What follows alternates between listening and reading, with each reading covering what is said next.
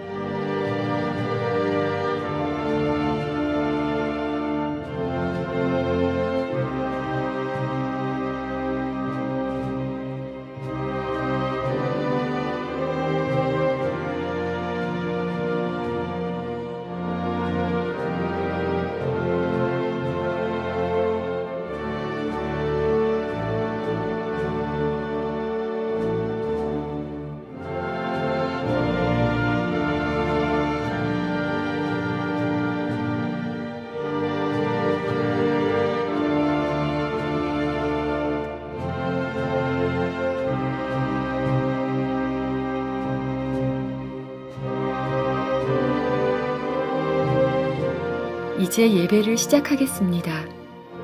하나님의 영께서 우리의 예배에 임재하여 주시기를 간절히 바랍니다.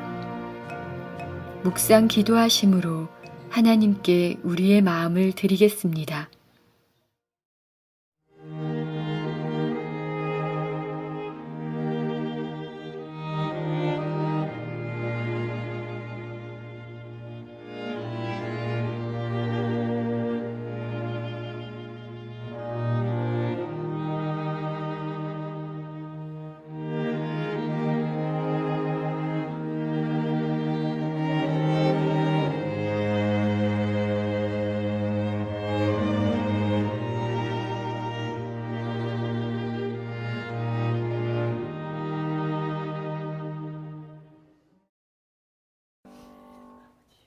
하늘에 계신 저희들의 아버지, 오늘 저희가 주 앞에 나와 예배 드릴 때 저희의 마음과 생애가 드려질 수 있도록 인도해 주시고, 특별히 성령께서 이 자리에 오셔서 저희의 마음을 감동시켜 주시고 진리 앞으로 인도해 주시옵소서. 아멘. 예수님의 이름으로 간절히 기도드립니다. 아멘. 아멘.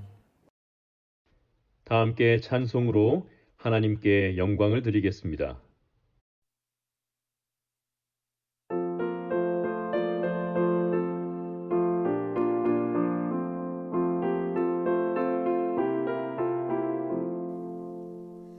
내 진정 사모하는 친구가 되시는 구주 예수님의 아름다우신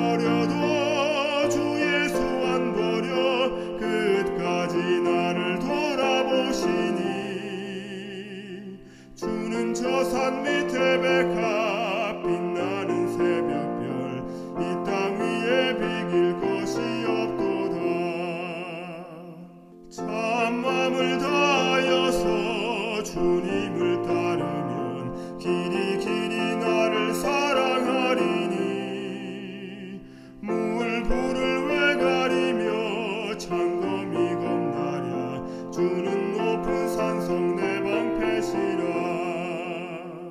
내 영혼 먹이시는 그 은혜 누리고 나 친히 주를 뵙기 원하네 주는 저 산 밑에 백합 빛나는 새벽별 이 땅 위에 비길 것이 없도다.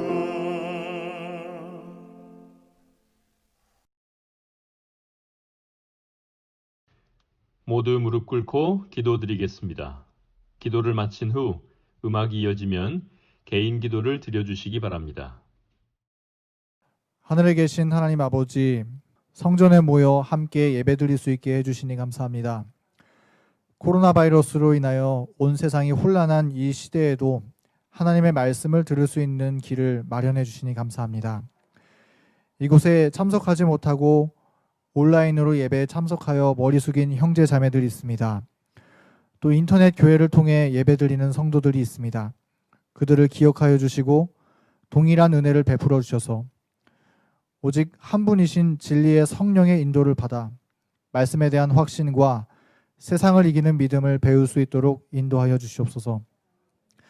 하늘에 계신 하나님 아버지, 지금 누가 보더라도 세상은 끝을 향해 달려가고 있습니다. 이러한 때에 더욱 우리가 집중해야 할 것은 주님께서 찾으시는 증인이 되기 위하여 생애를 바치는 것임을 절실하게 느낍니다. 하나님께서 마음껏 늦은 비 성령을 보내주실 수 있는 신실한 그리스도인이 되기를 저희가 열망합니다.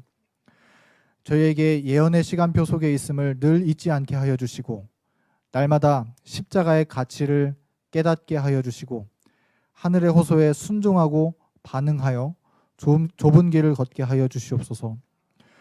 오늘 목사님을 통해 대언하시는 하나님의 말씀을 들을 때 성령을 부어주시고 우리의 등잔에 충만하게 성령의 기름을 채우는 시간이 되게 하여 주셔서 새로운 활력으로 살아가는 한 주를 주님께 기쁨과 승리를 안겨드리는 생애를 살게 하여 주시옵소서. 예배가 시작하는 순간으로부터 마치는 시간까지 주의 천사로 우리의 영혼을 보호해 주시고 삼위 하나님께서 동행해 주시기를 예수님의 이름으로 기도드립니다. 아멘.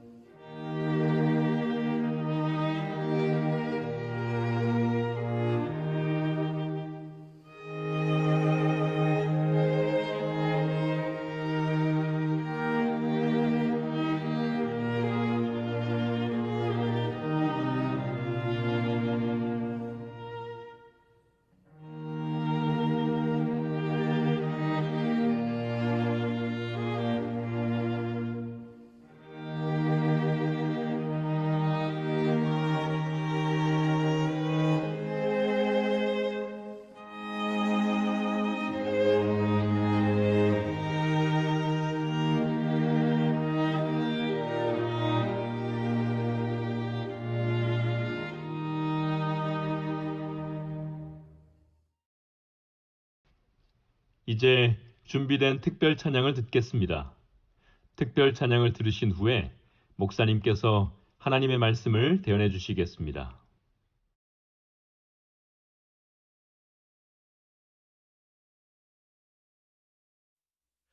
주 약속하신 본향 바라보니 내 맘 평화 가득해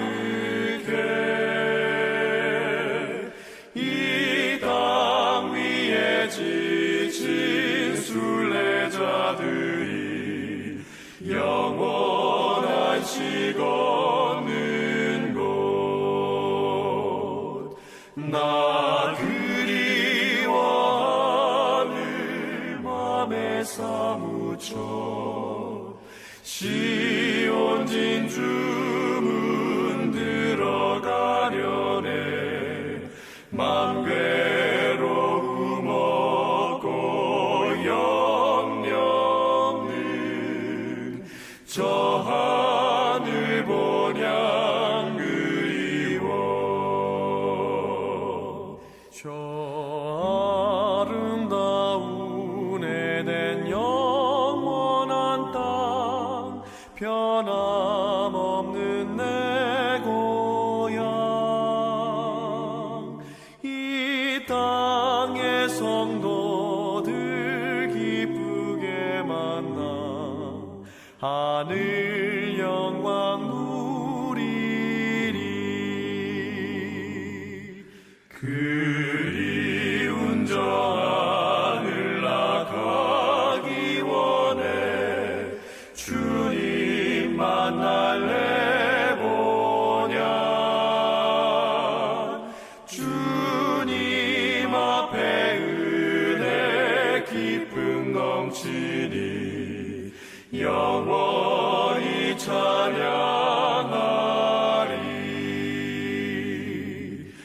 나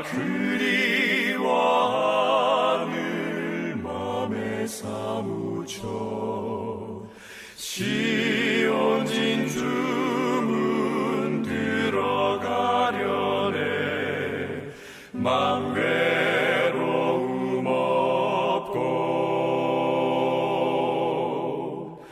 염려 없는 저 하늘 본향 그리워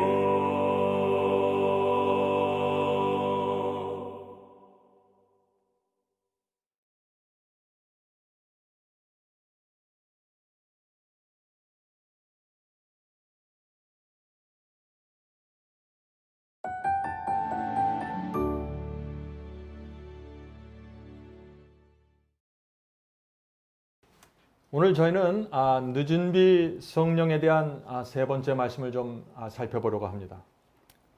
지난 시간에 제가 말씀드렸죠. 예수께서 재림하시기 전에 마지막 나타나는 징조가 있다고 했습니다. 그것이 무엇일까요?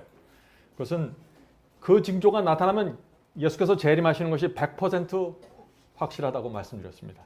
그것이 무엇인가요? 그것은 천국 복음입니다. 마태복음 24장 14절에 그 말씀이 나와 있습니다. 마태복음 24장 14절 이 천국 복음이 모든 민족에게 증거되기 위하여 온 세상에 전파되리니 그제야 끝이 오리라. 언제 끝이 온다고요? 천국 복음이 온 세상에 전파되면 그제야 끝이 온다는 것입니다. 그래서 마지막 징조는 천국 복음이 온 세상에 증거되는 것입니다. 자, 그런데 많은 분들이 지금 우리가 읽은 이 말씀, 마태복음 24장에 나온 14절 이 말씀을 믿지 못하는 것입니다. 깊은 의심을 갖고 있는 것입니다. 왜 그럴까요? 현실이 그렇지 않기 때문입니다. 그리스도인이 침례받는 숫자보다 인구가 늘어나는 속도가 훨씬 더 빠릅니다. 기독교인이 증가 속도보다 이슬람교인들의 증가 속도가 훨씬 빠릅니다. 점점 더 하나님을 믿지 않는 불신자들의 숫자가 늘어나고 있는 것입니다. 인자의 때는 노아의 때와 같다 그러는데 하나님을 대적하는 세력들이 점점 더 커지고 있습니다. 그래서 사람들이 복음이 땅끝까지 전파된다는 이 마태복음 24장의 그 마지막 징조에 대한 확신을 잃어버린 것입니다. 성도 여러분, 지금처럼 여기서 조금 저기서 조금 이렇게 복음이 전파되는 것으로는 세상 역사가 끝날 수가 없는 것입니다.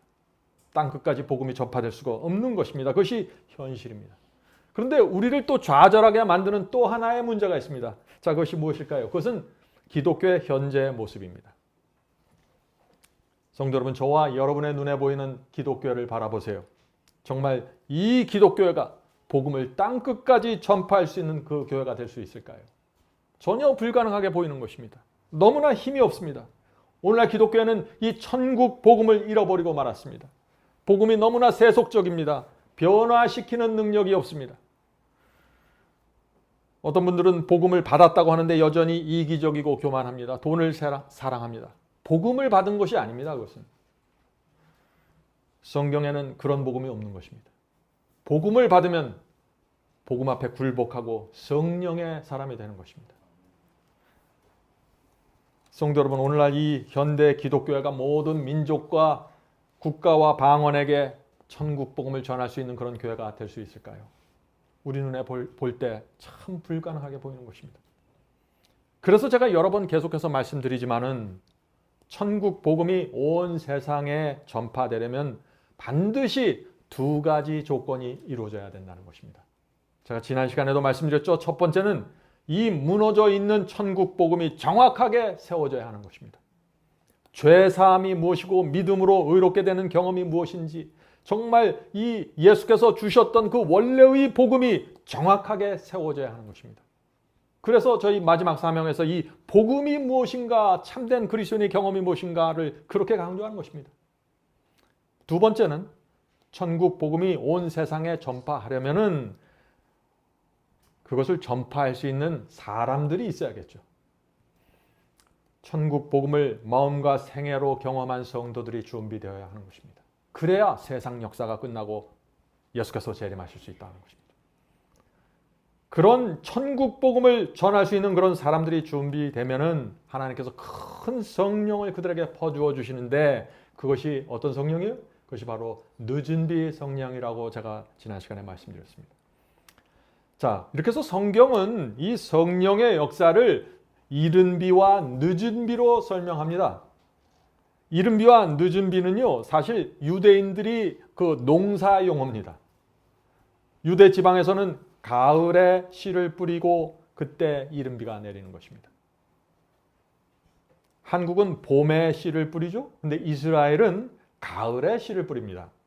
그래서 이른 비가 가을에 내려서 땅을 촉촉하고 부드럽게 해줘야 씨가 트는 것입니다. 싹을 트는 것입니다. 생명이 올라오게 되는 것입니다. 그와 마찬가지로 우리의 마음에도 이른 비 성령의 역사가 있어야 되는 것입니다. 복음을 받았을 때 이른 비 성령으로 충만한 경험이 있어야 되는 것입니다. 그래야 싹이 트고 생명이 올라오는 것입니다. 이른 비 성령은 우리의 마음 밭을 촉촉하게 적셔서 부드럽게 해서 생명의 싹이 올라오고 성장시키는 것입니다. 그래서 이른 비 성령의 역사 속으로 들어가지 못하면 그리스도인의 생애 자체가 출발을 못하는 것입니다. 자, 이 농사 얘기 다시 돌아가죠. 이 이른 비가 없으면 그래서 한 해 농사가 시작될 수 없다는 것입니다. 이른 비로 씨앗이 싹이 트고 성장하다가 겨울이 추운 겨울을 지나고 봄이 오면은 그때 늦은 비가 오는 것입니다. 추수하기 직전에 내리는 비가 늦은 비입니다. 그래서 늦은 비는 추수하기 직전에 내리는데 이 비는 소낙비입니다. 이른 비는 촉촉이 땅을 적시면서 부드러운 비죠. 그런데 늦은 비는 소낙입니다. 그 유대인들은 반드시 이 두 비, 이른 비와 늦은 비가 있어야만 곡식을 수확할 수 있다고 믿었습니다. 그래서 이 성경에서 그 유대인들의 그 농사법을 이용해서 하나님께서 이 성령의 역사를 설명하시는 것입니다. 성도 여러분, 두 번의 비로 씨가 뿌려지고 추수가 맞춰지는 것처럼 두 번의 성령의 비로 복음 사역이 시작이 되고 끝나게 되는 것입니다. 2000년 전에 오순절에 성령의 비가 내렸습니다. 그 비가 이른 비 성령입니다. 그때 성령의 권세로 복음이 온 세상에 전파되었습니다.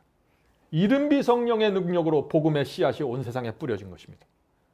그때부터 중세기 1000년의 핍박의 추운 겨울의 시간을 지나간 것입니다. 기독교 역사가. 그리고 말세가 되면서 봄이 되었습니다. 종교개혁운동이 일어나면서 봄이 온 것입니다. 마지막 때가 된 것입니다. 추수 때가 된 것입니다. 이제는 늦은 비가 내려야 될 때가 된 것입니다. 그래서 제가 이른 비와 늦은 비를 말씀드리는 것입니다.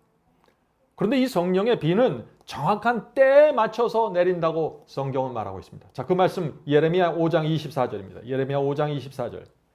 또 너희 마음으로, 자 여기 마음을 말하고 있습니다. 또 너희 마음으로 우리에게 이른 비와 늦은 비를 때를 따라 주시며.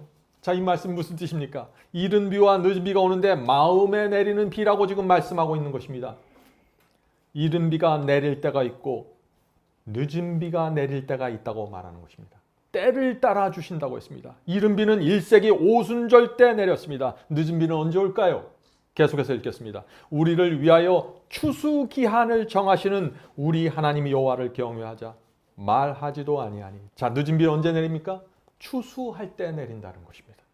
예수께서 재림하실 때 마지막 추수를 해야 되는데 그때 내린다는 것입니다. 다시 말해서 온 땅에 복음이 전파돼서 알곡과 가라지를 분리할 때, 다시 말해서 짐승의 표를 받는 사람들과 거절하는 사람들로 나눠지는 그때에 그 마지막 추수가 이루어질 때가 되면은 늦은 비가 내린다는 것입니다. 엄청난 성령의 역사가 있게 된다는 것입니다. 천국 복음을 들고 나가서 복음 사업을 끝마치는 자들에게 그 늦은 비가 내리는 것입니다. 자, 성도 여러분, 이 늦은 비는 그때 마지막 환란이 시작되면 내리는 비지만은 성령이지만 준비는 지금 해야 되는 것입니다. 그래서 제가 이 말씀을 드리는 것입니다. 성경은 성령의 역사가 나타날 것을 분명하게 예언하고 있습니다. 자, 요엘서 보겠습니다. 요엘서 2장 28절부터 요엘서 2장 28절부터 29절입니다. 그 후에 내가 내 성령을 만민에게 부어주리니, 자, 성령이 크게 부어주는 일들이 나타납니다. 너희 자녀들이 장래일을 말할 것이며 너희 늙은이는 꿈을 꾸며 너희 젊은이는 이상을 볼 것이며 그때 내가 또 내 신으로 남종과 여종에게 부어줄 것이며. 자, 이 요엘서에 나오는 이 말씀이 언제 성취되었나요? 이 말씀은 오순절 때 성취가 되었습니다. 오순절 성령의 역사로 이 예언이 정확하게 성취되었습니다. 자, 그런데 이 오순절에 이 베드로가 한 설교 말씀 중에 요엘서 2장에 나오는 이 말씀을 다시 이 베드로가 인용합니다. 베드로는 이 말씀을 인용해서 말세에 다시 한번 성령의 큰 퍼부어 주심이 나타날 것을 또 예언하고 있는 것입니다. 자, 사도행전 2장 보겠습니다. 사도행전 2장 17절 18절입니다. 사도행전 2장 17절 18절. 하나님이 가라사대 말세, 그렇죠. 지금 베드로가 말세를 얘기하는 것입니다. 하나님이 가라사대 말세 내가 내 성령으로 모든 육체에게 부어주리니 너희의 자녀들은 예언할 것이요 너희의 젊은이들은 환상을 보고 너희의 늙은이들은 꿈을 꾸리라. 그때 말세죠. 그때 내가 내 성령으로 내 남종과 여종에게 부어주리니 저희가 예언할 것이요. 성도 여러분, 바로 이것이 우리가 바라봐야 할 성령의 마지막 역사입니다. 늦은 비입니다. 오순절 성령과 같은 위대한 성령의 역사가 마지막 때가 되면서 한 번 더 나타날 것을 지금 베드로는 말하고 있는 것입니다. 성도 여러분, 늦은 비와 이른 비는 환상이 아닙니다. 이건 실제입니다. 오순절 성령이 실제였던 것처럼 우리 앞에 나타나는 늦은 비도 실제적으로 이루어지는 것입니다. 지금 마지막 때가 되었습니까? 그렇습니다. 여러분들, 지금 지구에서 일어나는 일들을 보세요. 누가 예수께서 재림하시려면 아직 멀었다고 말할 수 있겠어요? 우리가 정직한 양심으로 그렇게 말할 수가 없는 것입니다. 성도 여러분, 그래서 지금은 늦은 비 성령을 위해서 준비해야 될 때가 됐다고 제가 호소하는 것입니다. 중요한 시간입니다. 제가 이 늦은 비에 대해서 말하면은요, 어떤 분들은 이런 질문을 합니다.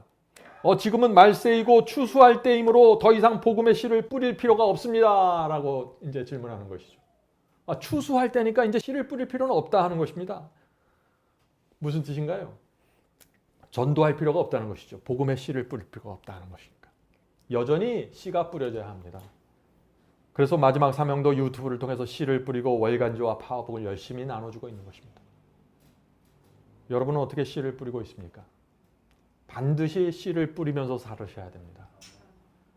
말씀에 씨를 뿌려도 결과가 없다고 실망할 필요가 없습니다. 때가 되면 성령께서 그 영혼 속에서 싹을 틔우고 자라게 하십니다. 우리의 역할은 뿌리는 것입니다. 하늘에 가면은 여러분이 씨를 뿌린 그 씨를 받고 구원받는 성도들이 여러분을 찾아오게 될 것입니다. 그래서 이렇게 말할 것입니다. 당신이 그때 나에게 그 말씀을 주었을 때 처음에는 내가 관심이 없었습니다. 그러나 시간이 가면서 성령께서 내 마음을 움직였습니다. 나는 그 말씀을 듣게 되었고 빛을 보게 되었습니다. 그 말씀이 없었다면 나는 진리를 깨닫지 못했을 것입니다. 감사합니다. 성도 여러분, 우리가 하늘에 갔는데 아무도 나에게 와서 이런 이야기를 해주지 않으면 얼마나 섭섭할까요? 예? 다들 고마움을 와서 표시하는데 나에게는 아무도 오지 않으면 어떻게 될까요? 열심히 씨를 뿌리셔야 돼요. 말씀의 씨를 열심히 뿌렸는데 결과가 없다라고 추측하지 마십시오. 예수님을 한번 생각해 볼까요? 예수께서 이 땅에 사시면서 열심히 말씀의 씨를 뿌렸습니다. 그런데 그 결과가 무엇이었나요? 얼마나 많은 사람들이 말씀의 씨를 받았습니까? 십자가에 매달렸을 때 얼마나 많은 사람들이 와서 감사를 표현했나요? 유다는 예수님을 배반했고 베드로는 예수님을 부인했고 유대교의 지도자들은 주님을 거절했습니다. 예수님의 전도는 겉으로 볼 때 철저하게 실패한 것처럼 보였습니다. 그러나 오순절 성령의 큰 역사가 일어나면서 어떤 일이 생겼습니까? 예수께서 뿌리셨던 모든 씨앗들이 그때 바라에서 나타난 것입니다. 하루에 베드로가 설교하자 3,000명이 회개하는 역사가 일어난 것입니다. 갑자기 이루어진 일이 아니에요. 예수께서 복음의 씨앗을 퍼뜨리면서 그것이 성령의 역사를 통해서 자라면서 그때 폭발적으로 나타나는 것입니다. 마지막 때 이런 일이 생기는 것입니다. 우리는 지금 그래서 열심히 말씀의 씨를 뿌려야 하는 것입니다. 늦은 비 성령이 내릴 때 그 영혼들이 전체적으로 추수되는 일들이 생길 것입니다. 성도 여러분, 늦은 비와 이른 비 성령 중에서 어느 성령의 역사가 더 강력하게 나타날까요? 1세기 오순절 때 나타난 그 이른 비 성령과 마지막 때 나타나는 이 늦은 비 성령 두 성령의 역사를 비교하면 어느 성령이 더 큰가 하는 것을 질문하는 것입니다. 제가 말씀드리는 것은 이 늦은 비 성령이 클 수밖에 없다는 것을 말씀드릴 수밖에 없는 것입니다. 그 말씀을 제가 잠시 후에 다시 여러분에게 좀 자세하게 나누도록 하겠습니다. 자, 요엘서 2장 23절을 먼저 읽겠습니다. 요엘서 23절에 이 늦은 비 성령이 얼마나 강력한지를 우리가 추측할 수 있는 말씀이 나옵니다. 요엘서 2장 23절. 시온의 자녀들이 너희는 너희 하나님 여호와로 인하여 기뻐하며 즐거워할지어다. 그가 너희를 위하여 비를 내리시되 이른 비를 너희에게 어떻게 주시리니? 적당하게 주시리니 이른 비와 늦은 비가 전과 같을 것이라. 자, 이른 비는 어떤 비입니까? 적당하게 내리는 비입니다. 이른 비는 씨를 발화시키는 비이기 때문에 적당하게 잔잔하게 촉촉하게 내리는 비입니다. 소낙비처럼 거세게 내리면 어떻게 돼요? 씨앗이 물에 휩쓸려서 떠내려가 버리죠. 그러나 늦은 비는 강하게 내리는 비입니다. 이미 곡식이 충분히 성장하기 때문에 강하게 내릴 수 있는 것입니다. 자, 스가랴서 10장 1절입니다. 스가랴서 10장 1절. 봄비 때, 자, 봄비 때는 봄은 늦은 비 때죠. 봄비 때 여호와 곧 번개를 내는 여호와께 비를 구하라. 늦은 비를 구하라는 것입니다. 언제예요? 봄이 되면, 마지막 때가 되면 늦은 비를 구하라고 준비하라는 것입니다. 무리에게 소낙비를 내려서, 늦은 비는 소낙비입니다. 적당하게 내리는 비가 아니에요. 소낙비를 내려서 밭의 채소를 각 사람에게 주리라. 이른 비는 적당하게 내리는 비, 늦은 비는 소나기처럼 쏟아지는 비입니다. 만일 이른 비 성령으로 오순절 성령으로 한 번의 설교로 3,000명을 회개했다면 늦은 비 성령은 얼마나 많은 사람들이 한 번의 설교로 진리 앞에 굴복하게 될까요? 엄청난 일이 생겨야 되는 것입니다. 늦은 비 성령의 권능은 여러분들이 상상하는 그 이상으로 넘어가는 것입니다. 1세기는요, 지금처럼 세상이 악하지도 않았습니다. 핍박도 로마 제국의 영토 안에서만 이루어졌습니다. 그러나 마지막 때 세상은 더 이상 악해질 수 없을 정도로 악해집니다. 여러분들 신문을 보세요. 뉴스를 보세요. 이 세상의 악을 보십시오. 짐승의 환란도 유사일에 없던 대환란입니다. 전 세계적입니다. 늦은 비 성령 역사는 그래서 우리가 상상할 수도 없는 영광스러운 모습으로 나타나게 될 것입니다. 저와 여러분은요, 지금 늦은 비 시대를 기다리면서 살고 있는 시대가 된 것입니다. 그래서 제가 오늘 이 말씀을 드리는 것입니다. 성도 여러분, 그리스도의 재림만 바라보시면 안 돼요. 왜냐하면 그 이전에 늦은 비가 내리기 때문에 그렇습니다. 그 늦은 비 성령의 역사에 참여해야 재림을 바라보게 되는 것입니다. 많은 사람들이 이것을 놓치고 있죠. 늦은 비 성령이 내리기 전에 하나님께서 인치시는 일들이 또 있는 것입니다. 인침이 있고 인친 자들에게 늦은 비 성령이 내리고 그 후에 선국 복음이 전파되면서 예수께서 재림하시는 것입니다. 이것이 마지막 예언의 패턴입니다. 그러므로 우리가 예수 그리스도의 재림을 저 뒤로 놓고 생각 없이 살면은 다 놓쳐버리는 것입니다. 자, 제가 질문을 하나 드리겠습니다. 이 질문은 굉장히 중요한 질문입니다. 예수 그리스도의 재림이 왜 이렇게 지체되고 있을까요? 우리 할아버지 때부터 예수께서 재림하신다는 말들이 있었는데 왜 아직도 오시지 않습니까? 하는 질문입니다. 아직 큰 홍수와 큰 지진이 부족해서 오시지 못하나요? 아직 더 강력한 전염병이 나타나지 않았기 때문에 예수께서 못 오십니까? 교황과 제수잇이 문제입니까? 일루미나이트 활동이 부족해서 지금 오시지 못나요? 세계 경제가 아직 완전하게 무너지지 않아서 못 오십니까? 무엇이 문제입니까? 무엇이 그리스도의 재림을 지체시킵니까? 지난 시간에 제가 말씀드렸죠. 문제는 하나님의 백성의 마음입니다. 늦은 비를 받기 위한 성도의 마음이 준비되지 못한 것입니다. 거기서부터 마지막 예언은 시작되는 것입니다. 마음이 문제인데 너무나 많은 사람들이 지금 잘못된 방향을 바라보고 있는 것입니다. 어떤 사람들은 베리칩이 피부에 심어져야만 예수께서 재림하신다고 생각합니다. 어떤 사람들은 이스라엘의 제3상전이 세워져야만 예수께서 오실 수 있다고 말하고 있죠. 어떤 분들은 더 많은 메뚜기 떼들이 몰려와야만 예수께서 재림하신다고 말하고 있습니다. 정말 그것이 문제일까요? 그렇지 않습니다. 그렇게 믿는 분들은 지금 배를 잘못하고 있는 것입니다. 그 배는 그리스도의 재림과 늦은 비를 위해서 준비시킬 수 없는 배입니다. 물론 저 역시 재림의 징조를 여러 번 말씀드렸습니다. 그러나 징조는 사람들을 잠에서 깨우기 위한 역할이지 그 이상의 역할을 하는 것이 아닙니다. 성도 여러분, 문제는 마음입니다. 마음밭이 늦은 비를 위해서 준비될 수 있는가 없는가로 예수께서 재림하시는 것입니다. 하나님께서 그래서 마지막 시대에 요한계시록을 통해서 여자의 남은 자손이 누구인지 정확하게 밝혀주지 않습니까? 14만 4천인에 대해서 정확하게 말씀해 주지 않습니까? 그들의 마음이 얼마나 준비되었는가를 보시면서 하늘과 땅과 바다에서 재림의 징조를 그 마음의 준비에 맞춰서 허락하시는 것입니다. 그것이 재림의 징조를 바라보는 그리스도의 눈입니다. 자, 그렇다면 재림의 징조가 점점 더 분명하게 나타나고 있다는 것은 무엇을 뜻할까요? 그것은 하나님께서 모으시는 그 마지막 군대들의 마음이 준비되어 가고 있다는 것을 뜻하는 것입니다. 다시 말해서 14만 4천의 인침이 끝나가고 있다는 것을 말해주는 것입니다. 무엇이요? 재림의 징조가 분명하게 나타나면 나타날수록 인침이 끝나면은 사방바람이 놓여지면서 마지막 환란이 오는 것입니다. 늦은 비가 그 인침받은 백성들에게 퍼부어지고 그들이 성령의 권능으로 땅끝까지 복음을 전파하는 것입니다. 그럴 때 예수께서 재림하시는 것입니다. 성도 여러분, 모든 것은 요한계시록에 나오는 모든 예언은 여자의 남은 자손 14만 4천인의 심령이 하나님의 그 큰 성령을 위해서 준비되는가 안 되는가로 집약되는 것입니다. 굉장히 중요한 것입니다. 그래서 하나님께서는 지금 그래서 우리의 마음이 얼마나 준비되고 있는가를 보시는 것입니다. 사탄도 마찬가지입니다. 사탄도 우리가 어떤 교리를 이해하고 있다고 해서 긴장하는 것이 아닙니다. 사탄도 우리 마음이 어떻게 지금 준비되어 가고 있는가를 보면서 핍박하고 막아내는 것입니다.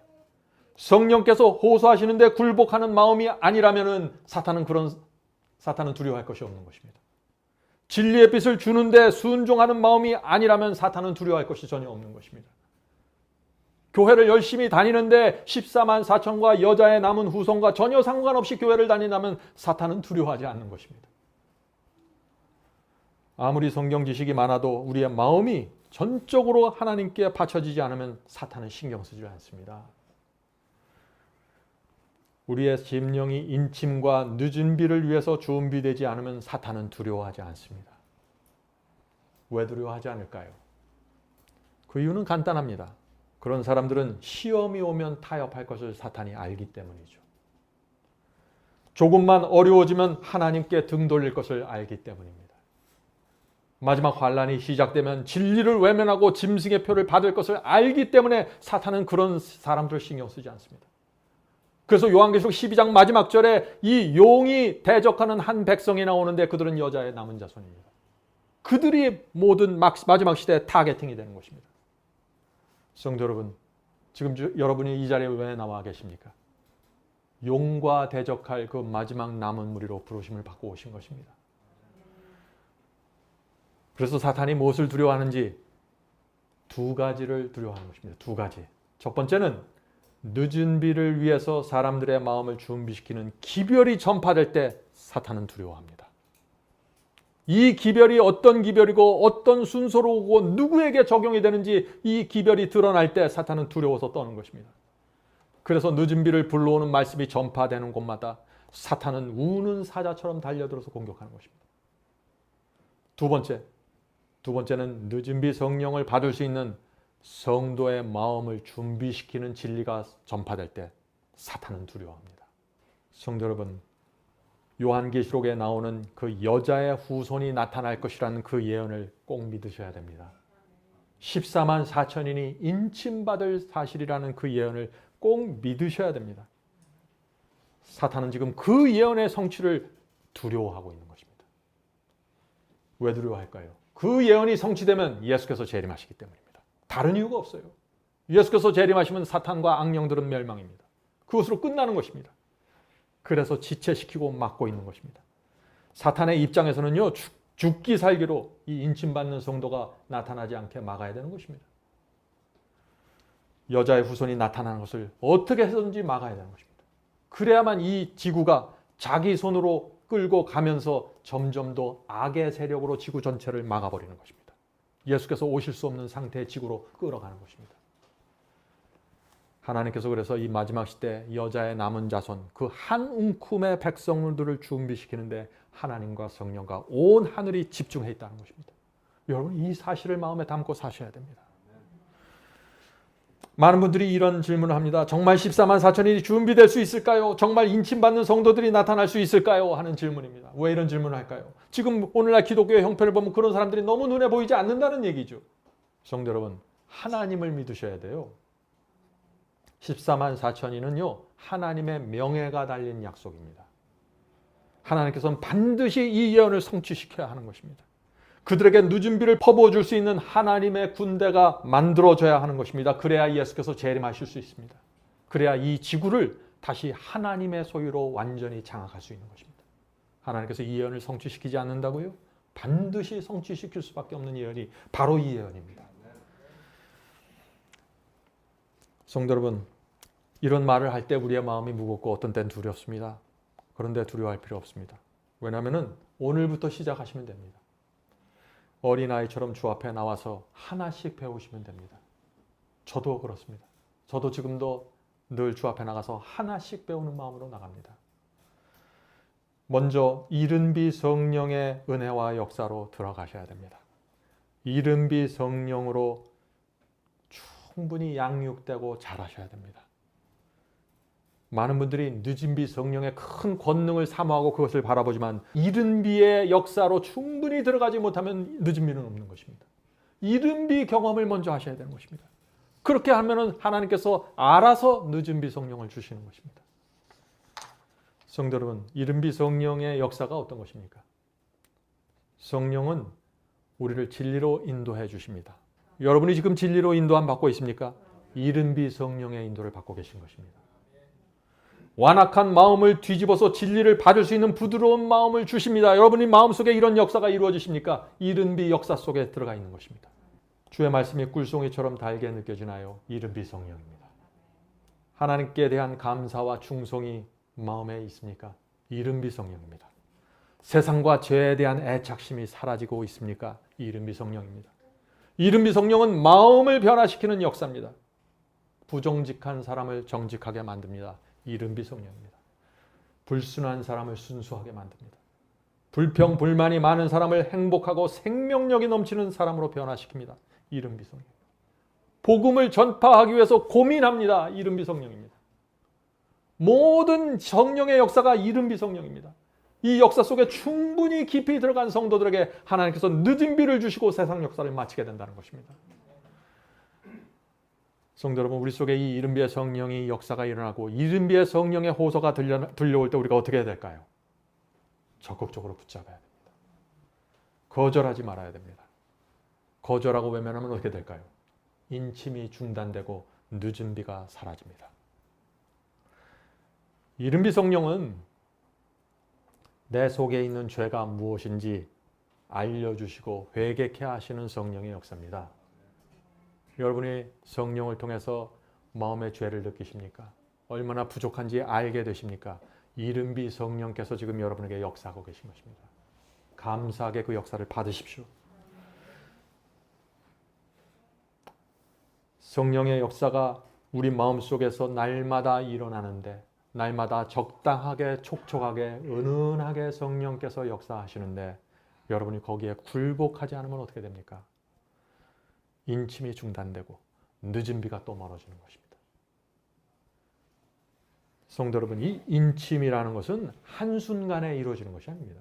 천사가 날아가면서 우리의 앞 이마에 도장을 꽝꽝 찍고 날아가는 것이 아니에요. 그런 것이 아니에요. 이것은 인침은 날마다 이루어지는 것입니다.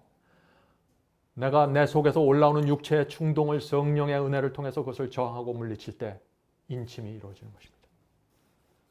하나님의 말씀과 성령께서 나를 인도할 때 한 걸음 한 걸음 따라갈 때 인침이 이루어지는 것입니다. 그런 성도들에게 인침이 맞춰지고 늦은 비가 내린다 하는 것입니다. 성도 여러분, 용기를 내십시오. 오늘부터 어린아이처럼 한 걸음씩 나가시면 되는 것입니다. 우리 그리스도인은요, 이 성령의 역사가 우리 마음속에서 어떻게 이루어지는지 정확하게 알아야 돼요. 왜냐하면 이 성령의 역사가 내 속에서 어떻게 이루어지는지 모르면은요, 수많은 거짓 복음에 미혹당하게 되는 것입니다. 왜 미혹당하게 될까요? 성령으로 욕심을 십자가에 못 박는 경험을 모르면은요, 미혹당합니다. 성령의 은혜가 나를 회개하게 해서 새 마음을 받는 그 경험을 이해하지 못하면 내가 미혹당하게 되는 것입니다. 왜 미혹당하게 될까요? 왜냐하면 거짓 복음에는 이 성령의 역사가 빠져 있는 복음이기 때문에 그렇습니다. 거짓 복음은 성령으로 죄인의 마음을 변화시키고 진리에 굴복시키는 그 성령의 역사가 빠져 있습니다. 오늘날 그런 복음이 정말 많이 있죠. 믿기만 하면 구원받는다. 성령의 역사가, 성령의 변화시키는 역사가 없는 복음입니다. 하나님께서 모든 사람의 구원과 멸망을 미리 예정해 놓았던 예정론, 성령의 역사가 없는 것입니다. 성령께서 그 영혼을 죄에서 건져내는 그 파워가 없는 복음입니다. 그래서 그 성령의 파워와 은혜로 내가 죄에서 건짐받는 유혹을 물리치는 날마다 십자가 앞에 가서 내 자신을 내려놓는 그 경험을 이해하지 못하면 거짓 복음이 왔을 때 내 경험과 내 경험 속에 그 실제가 없기 때문에 그냥 그것이 맞나 하고 따라가 버리는 것입니다. 그래서 미혹당하는 것입니다. 한 번 구원은 영원한 구원이라는 가르침이 있죠. 성령께서 나를 지속적으로 날마다 오셔서 인도해 주시고 내 속에 말씀해 주셔서 나를 굴복시키고 인도하신다는 이 경험이 없어져 버리면 한 번 구원은 영원한 구원이라는 그 교리 속에 그냥 들어가 버리는 것입니다. 내 속에 그 경험이 없기 때문에 미혹당하는 것입니다. 성도 여러분, 그래서 성령께서 내 마음에 어떻게 역사하시는지 그것을 알면은 이 세상에 떠돌아다니는 잘못된 복음에 미혹당할래야 미혹당할 수가 없는 것입니다. 성도 여러분, 성령의 파워를 가볍게 생각하시면 안 됩니다. 우리 경험의 모든 것은 성령의 능력으로 이루어지는 것입니다. 1세기 때 초대 교인들은 어땠습니까? 그들은 가난했습니다. 무식했습니다. 교회에 자금이 없습니다. 가진 것이 없었습니다. 로마 제국의 강력한 핍박을 받았습니다. 유대교회로부터 무시당했습니다. 그들은 갈 데가 없었습니다. 최악의 상황이었습니다. 그러나 성령께서 그들을 회개시키셨습니다. 진리에 굴복했습니다. 온 마음을 주님께 바치는 역사가 일어났습니다. 그때 그들에게 어떤 일이 생겼습니까? 우상을 섬기던 로마 제국의 중심부까지 그들이 복음을 메고 들어갔습니다. 아시아와 유럽 전체를 복음으로 뒤집어 놓았습니다. 그들은 파워포인트도 없고 인터넷도 없고 아무것도 없던 사람들입니다. 엄청난 능력이 그들에게 나왔습니다. 그들이 뭐가 있었나요? 아무것도 없었는데. 성도 여러분, 바로 이것이 인간이 성령의 역사에 굴복할 때 나타나는 결과들입니다. 지금도 이런 역사가 가능하다는 것입니다. 늦은 비를 받을 때 이것은 최고 정점에 올라가게 되는 것입니다. 성도 여러분, 성령을 실제로 느끼시고 받으셔야 됩니다. 성경에 있는 말씀은 성령을 통해서 우리 마음속에서 경험되는 것입니다. 지금은 이른비 성령으로 마음을 준비시키는 시간입니다. 이른비 성령으로 회개하고 이른비 성령의 역사로 거듭나고 내 마음을 주 앞에 드리는 역사가 지금 이루어져야 되는 것입니다. 이른비 성령이 우리에게 어떤 역사를 하십니까? 날마다 우리 양심에 오셔서 말씀해 주시잖아요. 그것이 진리라고 말씀해 주시잖아요. 그렇게 하면 안 된다고 말씀해 주시잖아요. 성령께서 호소하심으로 우리의 완악한 마음을 깨트리시고 우리의 마음을 정복하게 하시는 것입니다. 여러분의 마음은 성령으로 정복당해야 됩니다. 그렇지 않으면 육체의 정욕과 교만이 끊임없이 올라와서 여러분을 정복할 것입니다. 성령이 정복하지 않는 마음은 육체가 정복하게 되는 것입니다. 성령께서 우리에게 오셔서 무엇이 필요한지 보여주시잖아요. 우리를 죄로부터 건져줄 구세주가 네가 필요하다고 말씀해 주시잖아요. 양심 속에서 조용히 들려오는 이 성령의 음성을 듣고 굴복하는 사람들이 구원받게 되고 회개하는 것입니다. 바로 이들이 늦은 비를 위해서 준비될 것입니다. 성도 여러분, 이른비 성령을 받으면 사랑스러운 사람이 됩니다. 서로 사랑하게 됩니다. 같은 진리를 가진 사람을 만나면 너무 반가워서 같이 사귀시다라고 말하게 됩니다. 교제하기를 원하게 됩니다. 이른비 성령을 받으면 진리가 아니면 만족할 수 없는 사람으로 변화됩니다. 여러분의 속에서 이 변화가 일어났으면 여러분은 지금 이른비 성령의 역사 속에 깊이 들어가 있는 것입니다. 성령의 역사입니다. 여러분의 노력의 결과가 아니에요.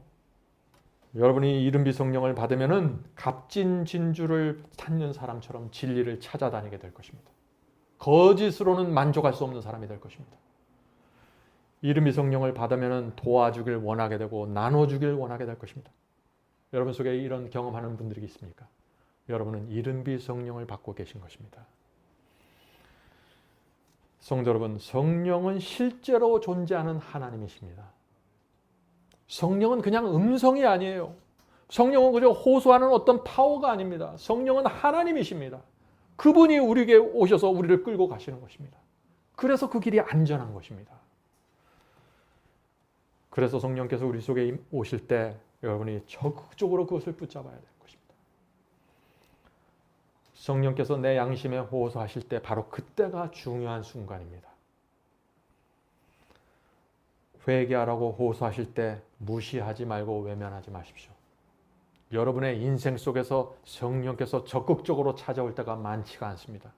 너무나 바삐 살고 너무나 우리의 마음이 세상에 몰려가 있기 때문에 많은 기회를 받지 못하는 것입니다. 성령께서 늘 오시길 원하지만 실제적으로 많은 기회를 받지 못하고 있어요. 많은 사람들이.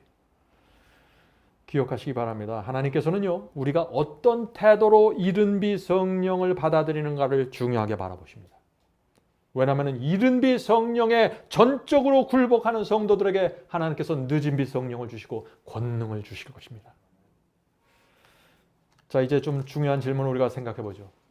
중요한 질문은 이것입니다. 늦은 비는 어떤 사람에게 내리지 않을까요? 지금까지 우리가 늦은 비 성령을 내리는 사람을 살펴봤죠? 어떤 사람에게 내리지 않을까요? 그러면 성령의 감동과 호소를 외면하면 늦은 비가 없습니다.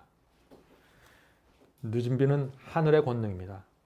예수께서 이 땅에 오셨을 때 행하셨던 모든 기적을 행할 수 있는 권능을 늦은 비 때 받는 것입니다. 예수님의 제자들이 그 권능을 받았던 것입니다. 오순절 성령 때. 안진뱅이를 일으키고 죽은 자를 살리는 권능까지 행했습니다. 늦은 비는 그보다 더 영광스러운 역사가 나타나는 것입니다. 하나님께서 이런 성령의 큰 권능을 아무에게나 주실까요? 그럴 수 없는 것입니다. 죄를 품고 있는, 마음에 품고 있는 사람, 늦은 비가 없는 것입니다.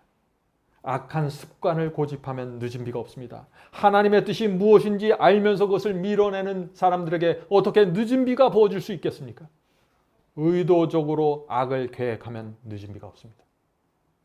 성도 여러분, 성령께서 알려주시는데 죄를 붙잡고 있으면 늦은 비가 없는 것입니다. 물론 저와 여러분이 약합니다. 그래서 많은 실수를 할 수 있습니다. 많은 연약함 때문에 쓰러질 수 있습니다. 그것을 제가 말하는 것이 아닙니다. 그러나 영어로 knowingly, willingly입니다. 알면서 의도적으로 죄를 고집하는 사람들은 늦은 비가 없는 것입니다. 그것은 이른 비 성령 속에서 거하지 못하는 사람들이기 때문에 그런 것입니다. 성령께서 우리 속에 임하시고 진리가 무엇인지 우리가 정확하게 알면은 knowingly, willingly 알면서 의도적으로 하나님을 대적할 수가 없습니다. 성도 여러분, 이것을 여러분이 꼭 마음속에 가셔야 됩니다. 실수할 수 있습니다. 넘어질 수 있습니다. 그러나 그때마다 주 앞에 나와서 회개하셔야 됩니다. 그러면 하나님께서 받아주시고 여러분을 붙잡고 또다시 가실 수 있는 것입니다. 그래서 하나님은 자비의 하나님이십니다. 자, 그렇다면 어떤 사람에게 성령이 늦은 비가 임할까요? 주님을 위해서라면 무엇이든지 하겠습니다 라고 고백하는 사람들에게 늦은 비가 옵니다. 이랬다 저랬다 흔들리지 않고 진리가 무엇인지 알면은 그것으로 내 생애를 붙잡고 가는 사람들 늦은 비가 옵니다. 하나님께서 말씀하시면 내 뜻을 내려놓고 주께서 지키시면 하겠습니다 라고 고백하는 성도들, 늦은 비가 옵니다.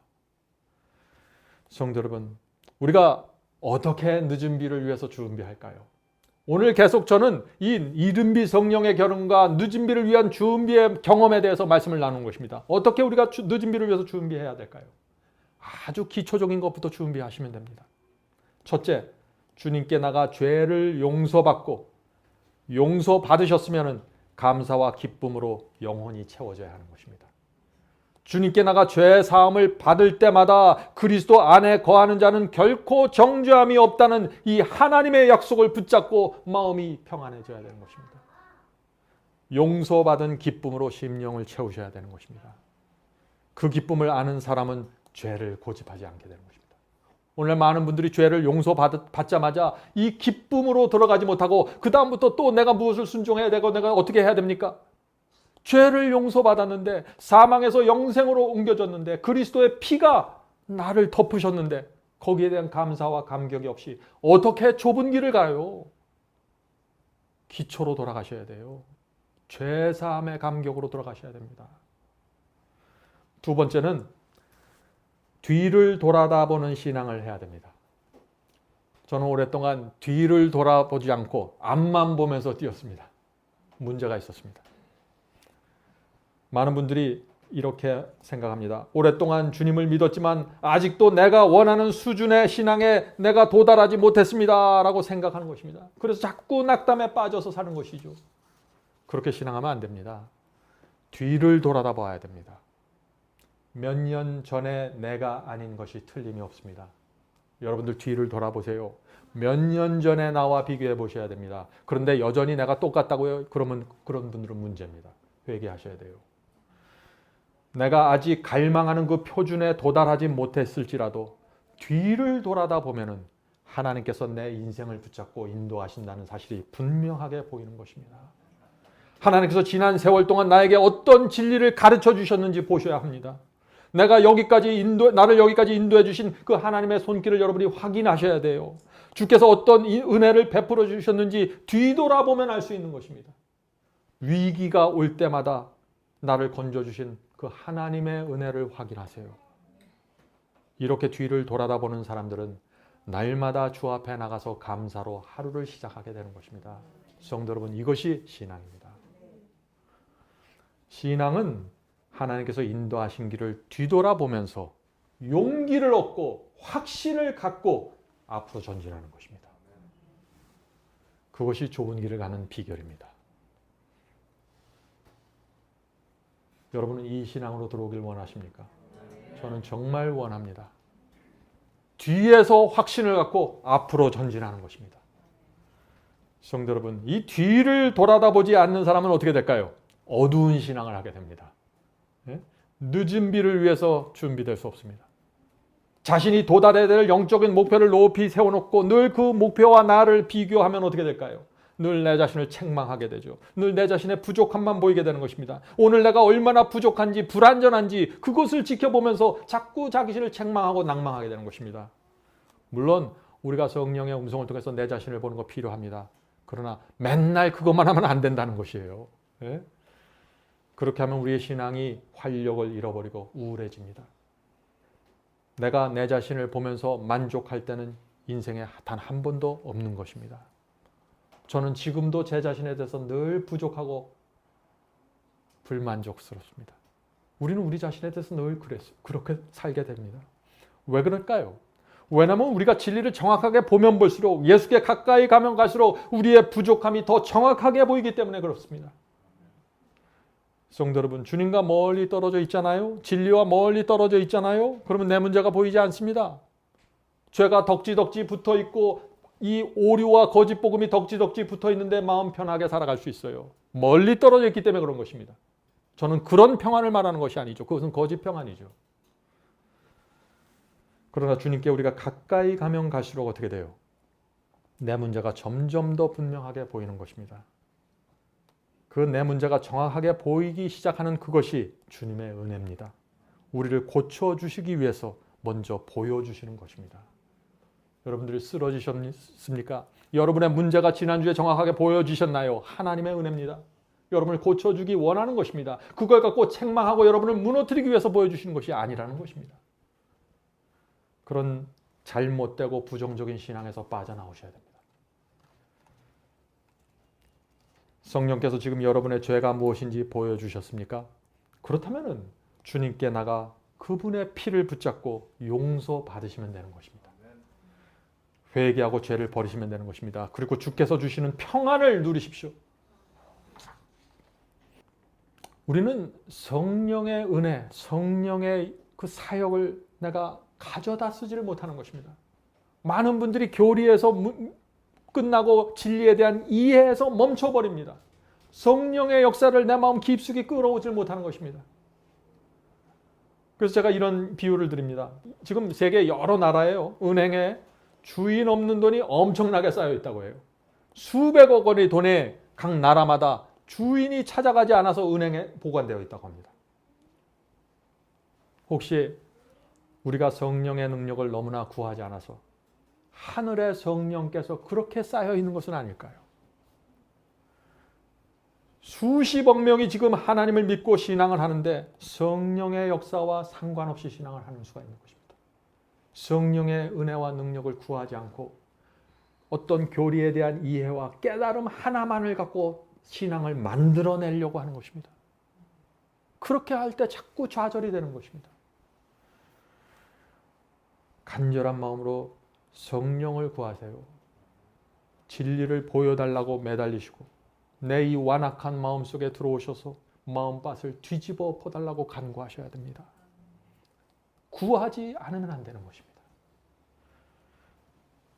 우리가 우리 스스로 복음을 경험하고 우리 스스로 복음을 온 땅에 전하는 것이 아닙니다. 성령이 없으면 아무것도 안 되는 것이에요. 성령께서 우리에게 복음을 깨우쳐 주시고 경험케 하시는 것입니다. 성령께서 복음을 온 땅에 전할 수 있는 권능을 주시는 것입니다. 시작부터 끝까지 성령께서 하시는 것입니다. 그런데 우리는 성령 없이 무엇을 만들어내려고 해요. 여기서 많은 사람들이 좌절에 들어가는 것입니다. 특별히 말씀대로 순종하려고 하고 진실되게 신앙을 하려고 하는 분들이 이 트랩에 걸려버리는 것입니다.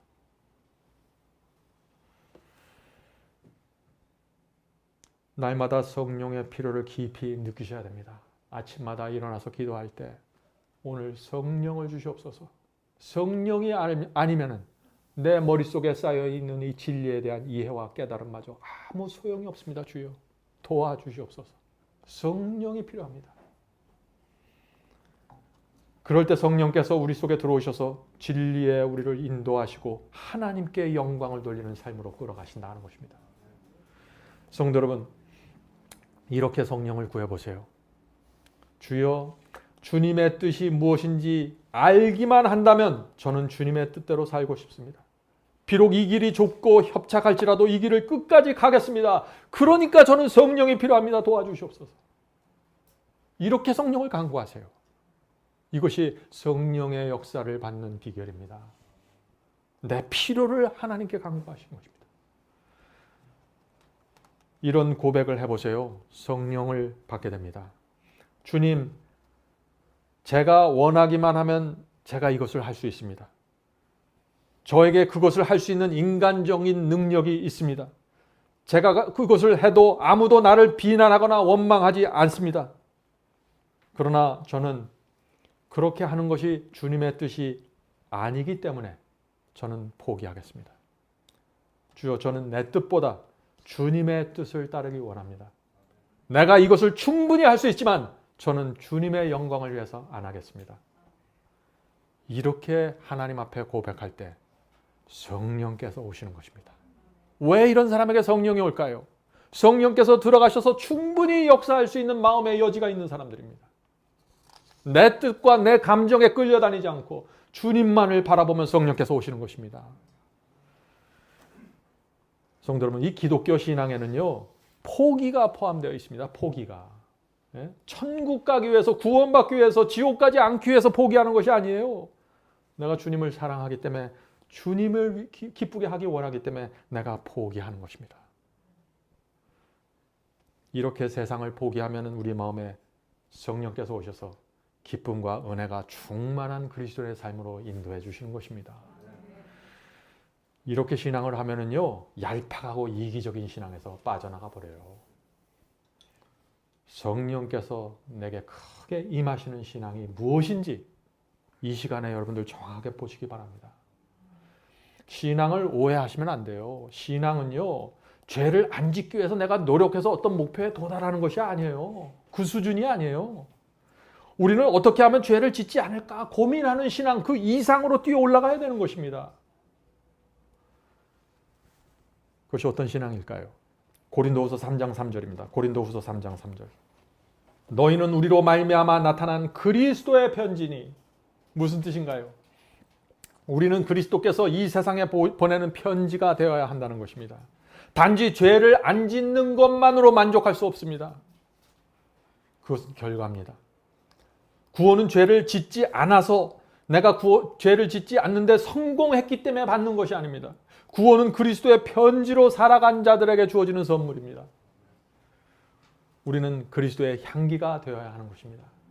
고린도후서 2장 보겠습니다. 고린도후서 2장 15절 16절입니다.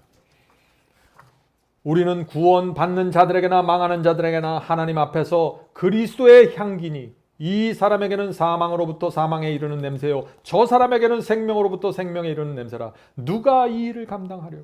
성도 여러분, 이 구원의 원리를 잘 이해하셔야 됩니다. 구원은 유혹을 물리치고 죄를 짓지 않음으로써 받아내는 것이 아닙니다. 오해하지 마세요. 우리는 그리스도의 편지와 향기로 살아가야 되는 것입니다. 그런 삶을 살기 위해서 기도하는 것이고 그런 삶을 살기 위해서 성령을 간구하는 것입니다. 그러면 성령께서 우리 속에 오셔서 우리의 마음속에 생명의 샘을 터쳐주는 것입니다. 우리 마음속에 생명이 흘러나가게 되는 것입니다. 그렇게 되면 어떻게 될까요? 죄가 더럽고 추하게 느껴지기 시작하게 됩니다. 죄가 재미있지 않게 됩니다. 죄가 즐겁지 않습니다. 그래서 죄를 버리게 되는 것이에요. 죄는 내가 안 짓는 것도 있지만은, 안 짓기로 선택하는 것도 분명히 있지만은, 죄는 떨어져 나가는 부분이 굉장히 많이 있습니다. 왜냐하면 내 마음과 너무나 다르기 때문에 그런 것입니다. 성도 여러분, 이런 사람들이 죄를 승리하게 되고 하나님의 계명을 지키는 삶을 살아가게 되는 것입니다. 성령이 필요한 것입니다. 그래서 제가 중요한 질문을 드립니다. 어떻게 하면 우리가 늦은 비를 위해서 준비할 수 있을까요? 계속해서 오늘 이 질문이죠. 늦은 비를 위한 영적인 경험이 어떤 것입니까? 하나님께서 어떤 경험을 하는 성도들에게 늦은 비를 퍼부어 주실까요? 어떤 분들은 이렇게 생각합니다. 잘못된 생각이죠.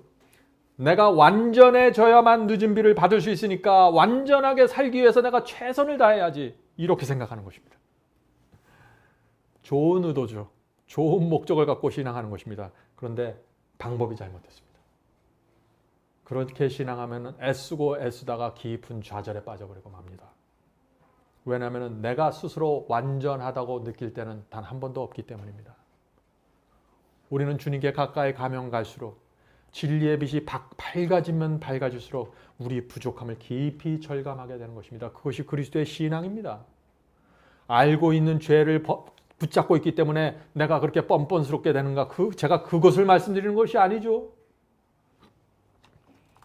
성도 여러분, 어떻게 하면 늦은 비를 위해서 준비될 수 있는지 정확하게 알아야 됩니다. 참된 신앙이 무엇인지 정확하게 알아야 됩니다. 어떻게 우리가 참된 신앙이 무엇입니까? 단순합니다. 2000년 전에 오순절 성령, 그 이른 비 성령을 받았던 제자들의 모습을 보셔야 되는 것입니다.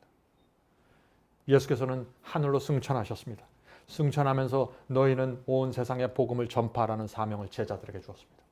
이 제자들은 전혀 준비가 되지 않은 사람입니다. 무식한 사람들입니다. 자산이 없습니다. 복음을 전파할 돈도 없고 자산이 없는 것입니다. 제자들이 그래서 자신들이 너무나 준비되지 못했다는 사실을 깊이 깨닫게 된 것입니다. 첫 번째, 내가 너무나 부족하다는 사실을 깊이 깨달으셔야 되는 것입니다. 마가의 다락방에 모인 사람들이 그런 사람들이었습니다.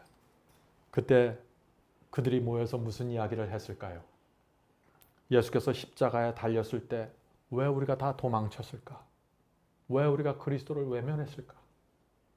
얼마나 자책했을까요?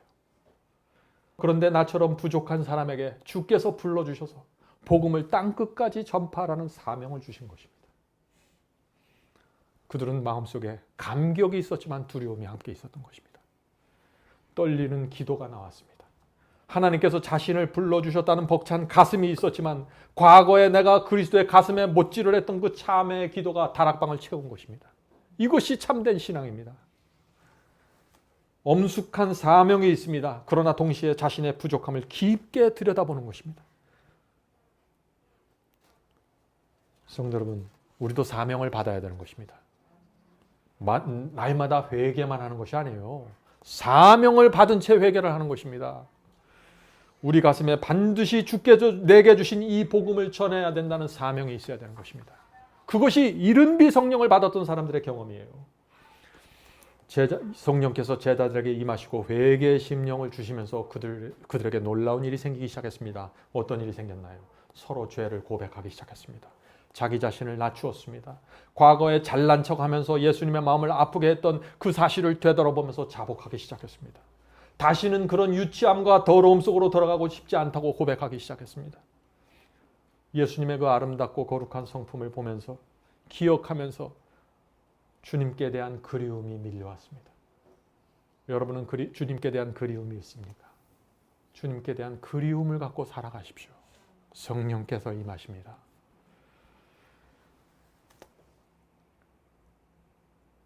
우리 마음속에 주님을 닮고 싶은 간절한 소원이 있으면 성령께서 찾아오십니다.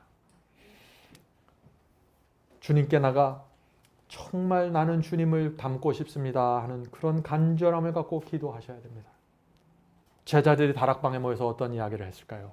이런 고백을 했을 것입니다. 십자가와 주님의 말씀을 증거할 수만 있다면 너무나 힘들어서 못할 수고가 없고 너무나 커서 못할 희생이 없다. 이렇게 고백했을 것입니다. 그들은 모여서 이렇게 말했을 것입니다. 예수님과 다시 한번 살 수 있는 기회가 우리에게 주어진다면 우리는 정말 주님을 온 마음을 다해서 섬길 것인데 한 번만 더 기회가 주어진다면 이번에는 열렬하게 내 사랑과 충성을 주님 앞에 보여주고 싶은데 우리도 그렇게 돼야 되는 것입니다. 우리도 얼마나 여러분 주님을 배반했습니까? 주님의 마음을 아프게 한 것이 얼마나 많았습니까?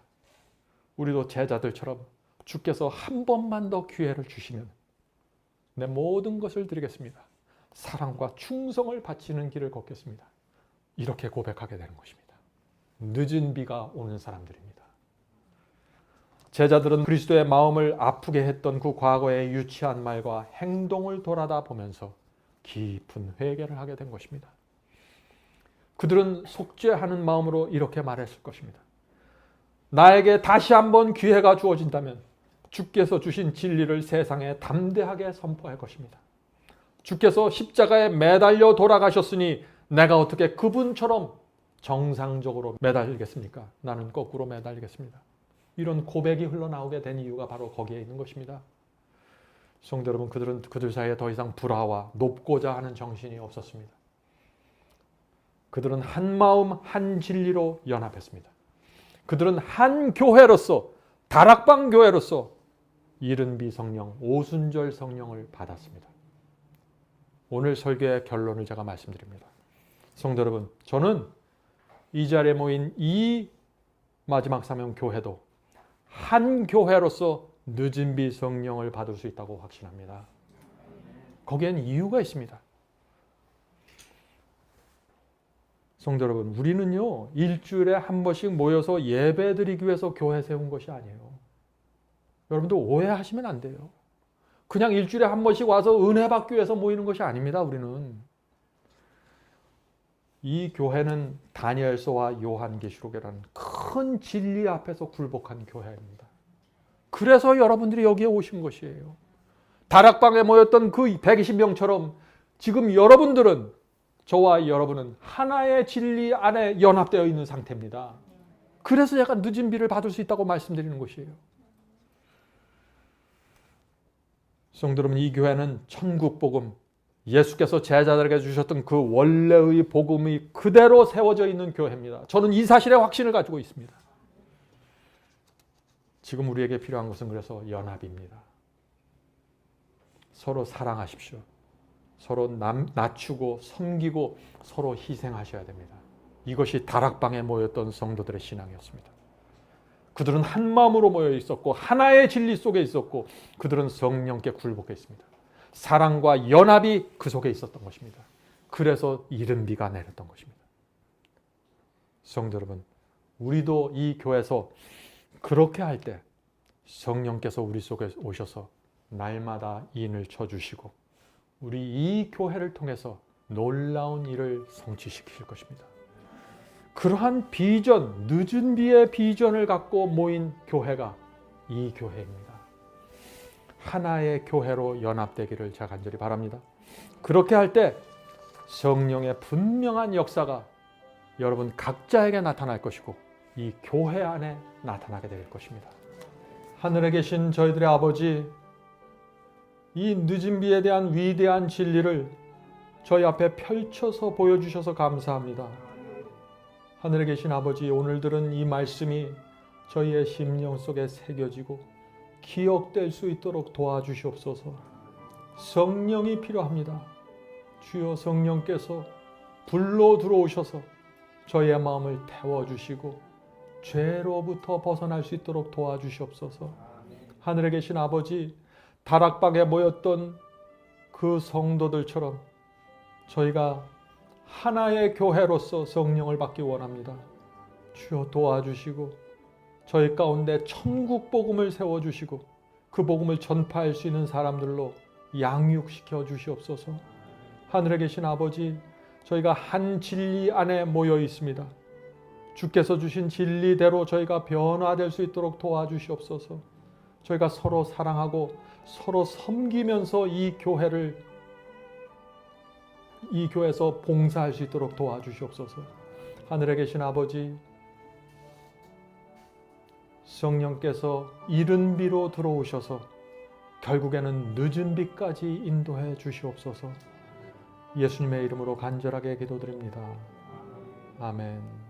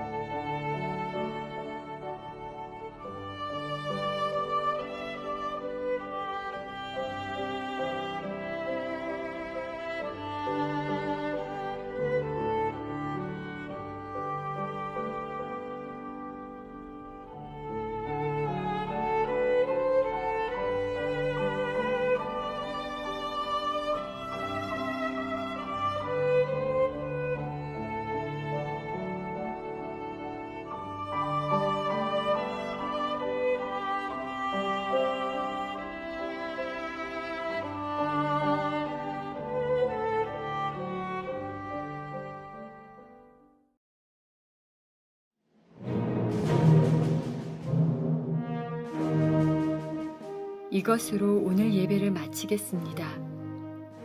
설교 말씀에 대한 감동이나 소감을 웹사이트 하단 게시판에 남겨주시면 감사하겠습니다. 사시는 지역 또는 나라와 함께 간증을 남겨주시면 우리 모두에게 큰 위로와 격려가 될 것입니다. 마지막 사명 사역을 위해 헌금하시기 원하시는 분들은 웹사이트 상단 헌금함에 드려주시기 바랍니다. 성도 여러분의 헌금은 복음을 전파하는 일에 소중히 사용됩니다.